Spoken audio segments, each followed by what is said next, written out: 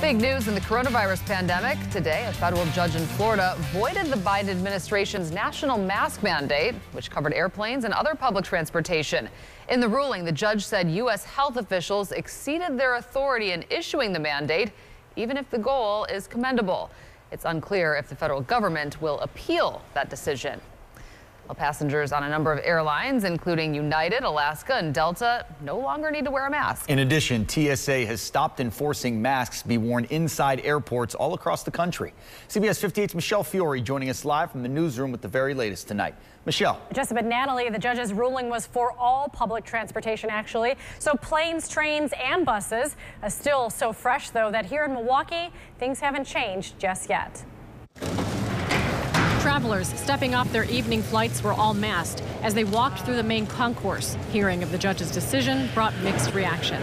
I'd rather see the mandate stay for a little while longer. Yeah, I think as long as the policy is evidence-based, they should do whatever they want. The Centers for Disease Control continues to urge masks be worn on public transit until May 3rd. At Milwaukee Intermodal, signage remains up and masks are still on as passengers wait to head out.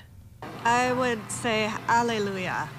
Yeah, long past due for getting rid of the masks. I think people should still wear masks and still wear it on trains and buses. I don't want to be one of those unlucky few that didn't wear a mask on a bus or a train and ended up passing away from it. Experts say with COVID numbers low, it's understandable why people may want to ditch the mask on public transit. It's hard for sometimes people to see the value of wearing a mask and making that a mandate when cases at the moment aren't, really high. But we're trying to prevent that from happening.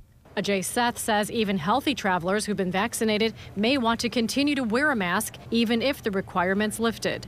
The problem becomes that if I end up with a breakthrough infection, what will I do next? And if I'm traveling, I don't want to be at my destination unable to do what I plan to do. Milwaukee County Transit's also continuing to follow the mask mandate extension that goes until May 3rd, asking riders continue being respectful to others, including operators, and wear a mask on MCTS buses until otherwise directed.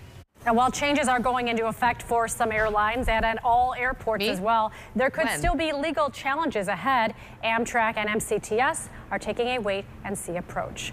Live in the newsroom, Michelle Fiore, CBS 58 News.